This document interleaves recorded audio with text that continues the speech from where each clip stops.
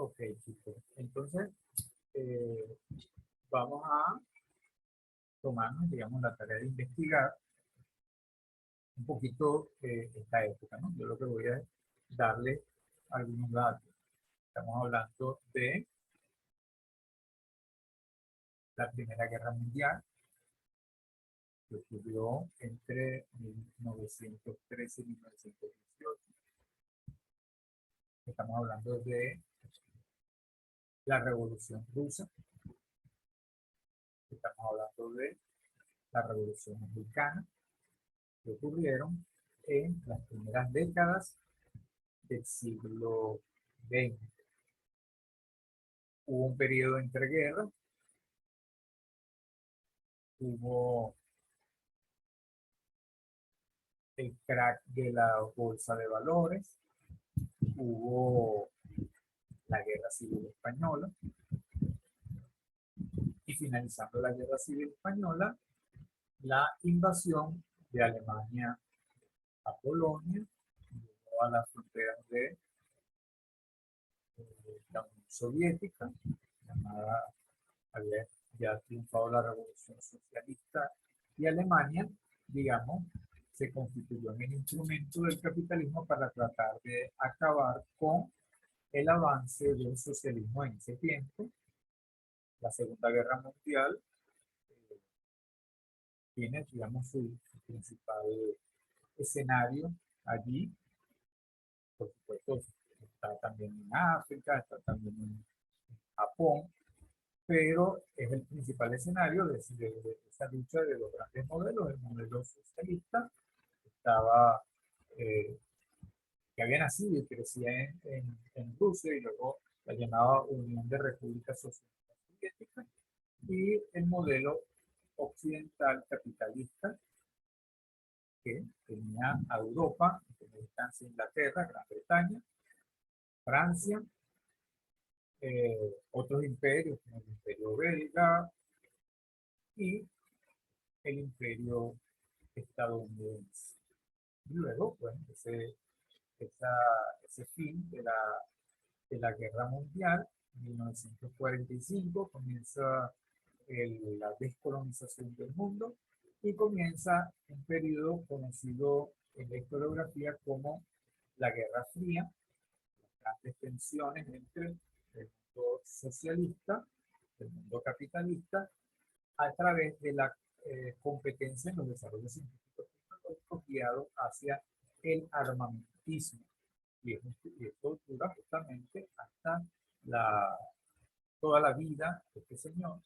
1979 es justamente la fecha en que eh, se ubica el declive de la Unión Soviética, eh, la caída del muro de Berlín, que es el elemento eh, simbólico de la decadencia y la caída del mundo socialista soviético, la caída del muro de Berlín y la desintegración de la Unión Soviética y la constitución hoy día que es la República Rusa, que ya no es socialista, ya no es por otro lado estaban los chinos que bueno, siguieron manteniendo su visión socialista, pero con otros elementos que son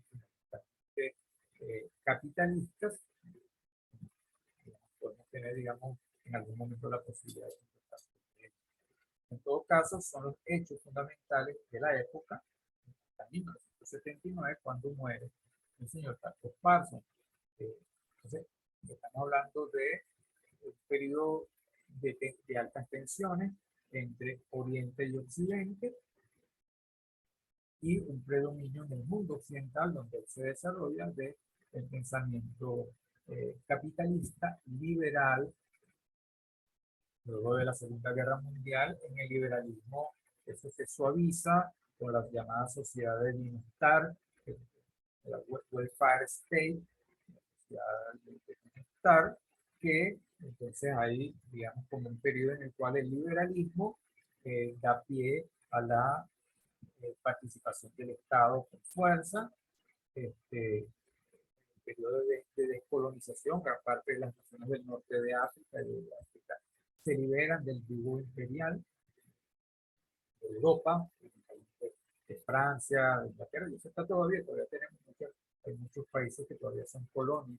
En estos días se acaba de descolonizar un país del Caribe que estaba bajo el dominio colonial de Gran Bretaña, se acaba de independizar ahorita este año. Es decir, el proceso de descolonización todavía continúa. Pero todos son los elementos que van a influir en el pensamiento de Carlos Esparza. Toda esa guerra tecnológica que impulsa el desarrollo científico por el armamentismo, tiene sus desarrollos en las teorías de sistemas, en la cibernética, en la informática, etcétera, etcétera. Entonces, ese tipo de cosas lo vamos a ver reflejado en parte de esta teoría. Por eso, para poder entender el estructural funcionalismo, tenemos que partir primero de entender cuál es su supuesto. El supuesto general que él plantea es que se puede analizar a la sociedad como si fuera un sistema orgánico. Entonces, palabra clave aquí, sistema. Ya vamos a verlo como sistema. Pero no es cualquier sistema, sino que es un sistema que se analiza como organismo vivo. Esa cualidad de la vida que tienen plantas, animales, insectos, que implica una relación interna de los órganos, pensemos en el cerebro, el corazón, los pulmones, los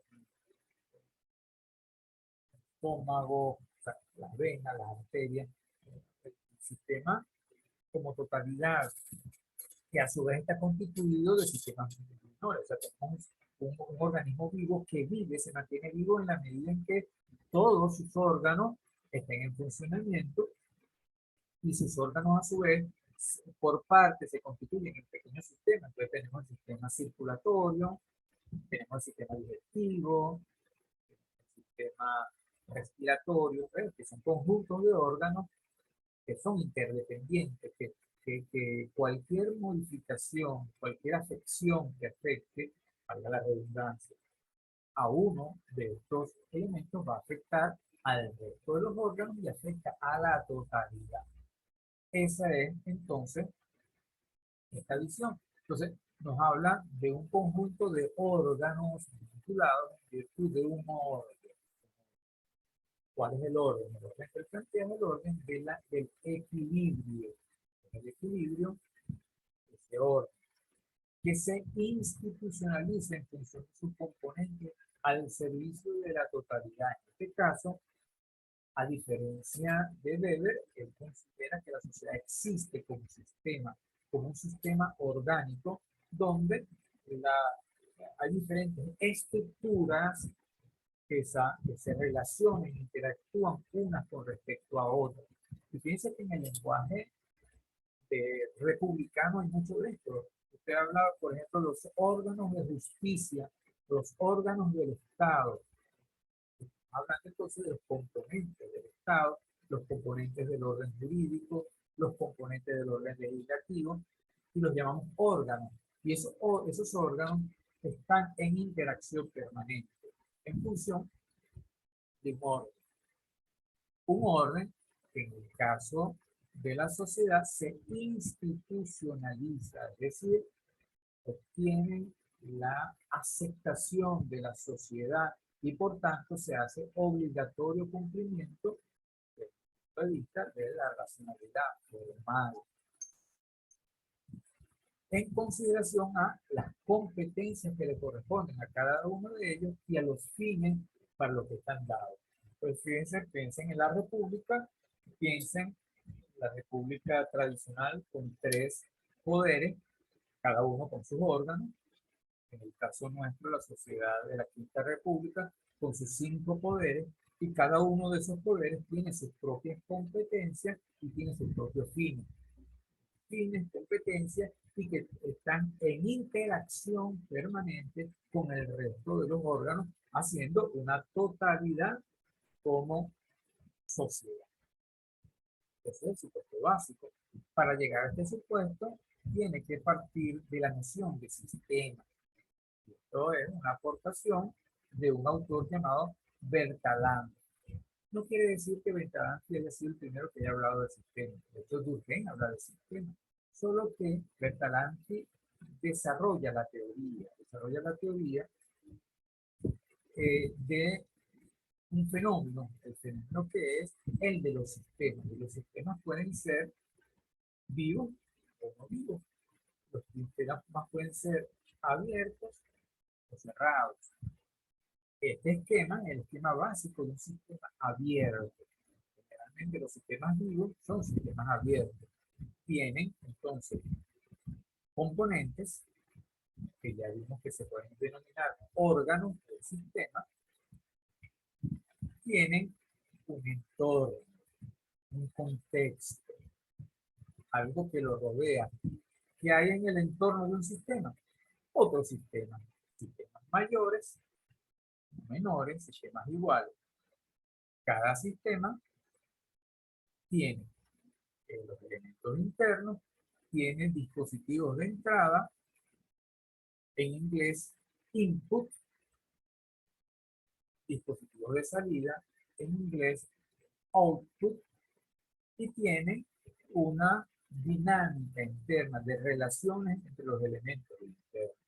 Alrededor de él en el entorno, entonces lo que sale del sistema, el sistema toma parte de ello para autorregularse, que es lo que se denomina el proceso de retroalimentación. Ustedes seguramente a estas alturas del camino ya han estudiado sistemas.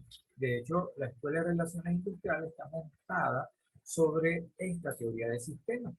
Las relaciones industriales son un sistema, es el sistema de relaciones industriales, y cada componente de un sistema mayor se constituye en sistemas menores. Así como ya hablé del cuerpo, que es un sistema en sí mismo, hay componentes menores que son subsistemas del sistema mayor que se denominan sistemas. En el caso del sistema circulatorio, el sistema digestivo, etc. En el caso del sistema de las relaciones industriales, tenemos cada uno de los componentes que son subsistemas del sistema de relaciones industriales. Entonces, cada subsistema es lo que ustedes van a ir estudiando en su formación como relacionistas industriales, y para efectos de los estudios se van constituyendo en departamentos, de las áreas en las cuales están los elementos de conocimiento para la formación de los relacionistas. Con estos elementos llegamos a una primera aproximación a lo que es un sistema. ¿Qué es un sistema? Es un conjunto de elementos interdependientes. Esto es lo que significa esta flechita, donde hay el triángulo que influye en esta otra forma, y esta forma influye en esta otra forma. Cada uno influye en las otras. Hay una influencia mutua de todas sobre todas, donde cualquier modificación en alguna de ellas afecta a las demás y afecta a la totalidad. Como nos pasa en la vida. Bueno, si a usted le duele el dedito pequeño del pie, ese dolor del dedito pequeño del pie que afecta el funcionamiento normal de su organismo. Ustedes, si han visto parte de lo que es la medicina china, hay cosas que partes del organismo que controlan a otras partes del organismo. Todo eso es lo que tiene que ver con la acupuntura, por ejemplo. O sea, los dolores de cabeza no se atienden en la cabeza, se atienden en otras partes del cuerpo, porque el cuerpo es un sistema, y el control sobre el cerebro no está solo en el cerebro, sino en otras partes del cuerpo. Y el estómago afecta al cerebro, y el cerebro afecta la circulación, y así sucesivamente. Entonces, esta es la noción de sistema. A nosotros nos interesa no solamente el sistema como organismo individual, sino tenemos que pensar más bien en la visión ecosistémica. ¿Cuál es la visión ecosistémica? Bueno, estamos hablando de un sistema con otro sistema, con otro sistema, que conviven, pero que en conjunto constituyen un sistema mayor. Nosotros que nos hemos tenido que desarrollar nuestras clases desde nuestras casas, no podemos asomarnos ahí al balcón como lo hacemos cuando estamos en clase y ver ese gran ecosistema que tenemos en la facultad que es la laguna. Esa laguna es un ecosistema. Que hay un ecosistema, tiene los componentes que son los componentes vivos y los no vivos, los seres bióticos y los abióticos. Y en los bióticos que tienes la cadena alimenticia. Tienes en los seres abióticos, tienes el agua, tienes la tierra, tienes los minerales, las piedras, y eso se constituyen en la base para la vida de los seres bióticos. En este caso, la cadena alimenticia comienza con los seres autótrofos, que son los que son capaces de producir lo que los alimenta. En este caso son los vegetales. O sea, el musgo, las hierbas que crecen en la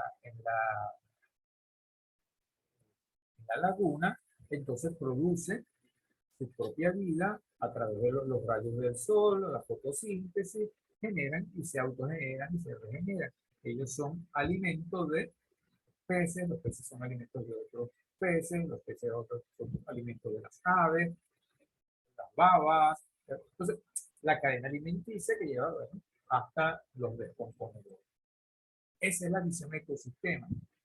Y esa visión de ecosistema podemos nosotros trasladarla a ver a la sociedad como un gran ecosistema. La sociedad vista como si fuera un organismo vivo.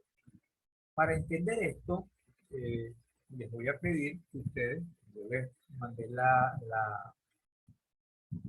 presentación, ustedes tienen los libros, vayan repasando los aspectos teóricos para que lo discutamos en la próxima clase. ¿Cuáles aspectos teóricos nos interesa resolver? Primero, los supuestos de la teoría. Vimos el supuesto mayor, pero hay una serie de supuestos que van a fundamentar los elementos teóricos de esta teoría. Luego de estos supuestos vamos a estudiar los llamados prerequisitos funcionales. Un prerequisito es un requisito que debe ser cumplido para que otro se dé. Es decir, hay una cadena de condiciones que deben cumplirse para la propia existencia de la sociedad. O sea, la sociedad, si la vemos como un sistema vivo, debe satisfacer necesidades. La Escuela de Relaciones Industriales, ustedes estudian el tema de las necesidades desde que entran hasta que salen. Aquí, justamente, estamos hablando de eso. Estamos hablando de que la sociedad, así como los organismos vivos, tienen necesidades. ¿Cuáles son las necesidades mínimas que tiene un organismo vivo para existir? Bueno, respirar, comer, abrigarse.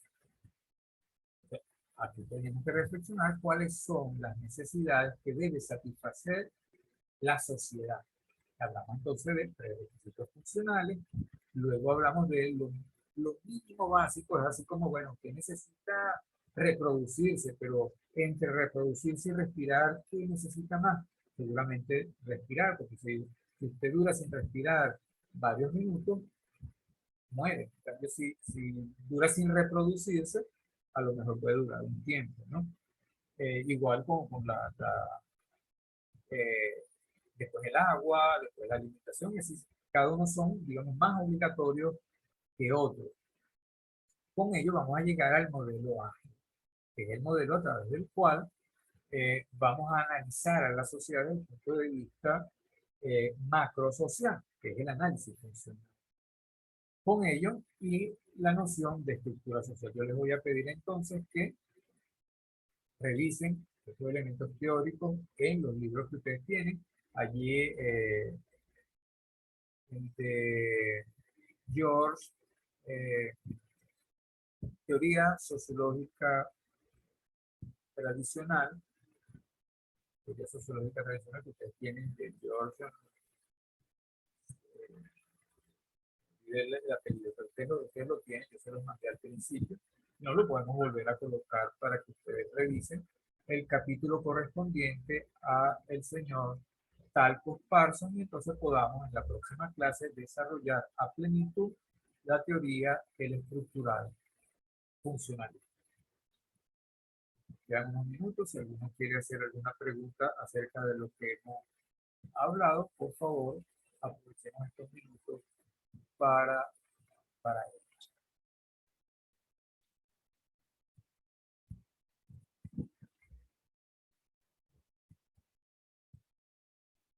¿Alguna pregunta?